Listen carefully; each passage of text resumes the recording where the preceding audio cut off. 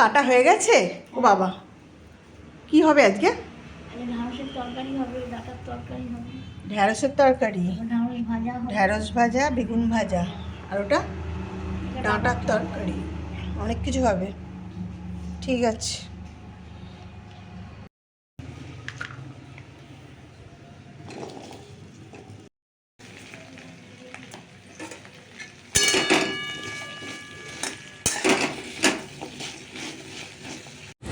নমস্কার বন্ধুরা, আমি শর্মিলা। আমার নতুন একটা ভিডিও তোমাদের সকলকে স্বাগত।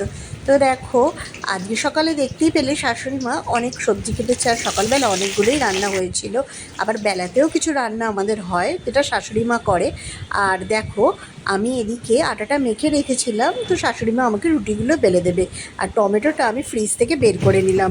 বাইরে টমেটো রাখা হয়, কিন্তু এই গরমে না বাইরে টমেটোগুলো একদমই থাকছে না, তো সেই জন্য ফ্রিজে রাখা হচ্ছে। তো ফ্রিজ থেকে আমি টমেটোটা বের করে নিলাম ঢ্যাঁড়সের তরকারি বসাবো বলে।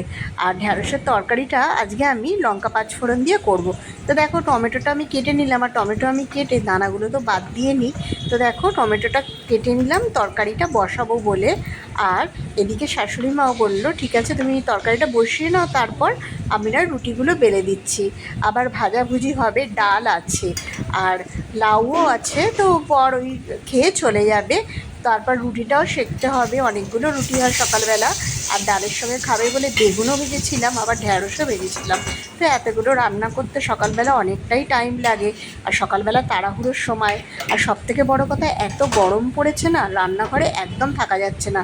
কিছুক্ষণ রান্না করার পর শরীরের মধ্যে এত অস্বস্তি হচ্ছে।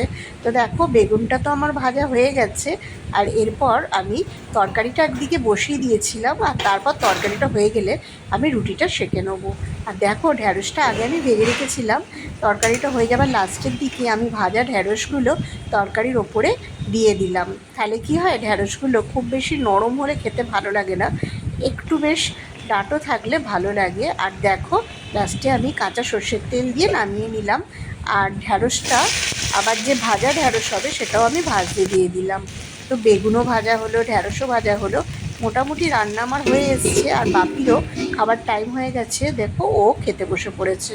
তো ওকে আমি খেতে দিয়ে দিলাম। ও কালকে লাউ ছিল, খেয়ে গেল, ডাল আর ভাজা দিয়ে ও খেয়ে চলে গেল। আজকে কিন্তু রোদ ওঠেনি জানো, সকাল থেকে মেঘলা হয়ে আছে। তাও মেঘলা হলে তাও ভালো, রোদ উঠলে এত গরম লাগছে।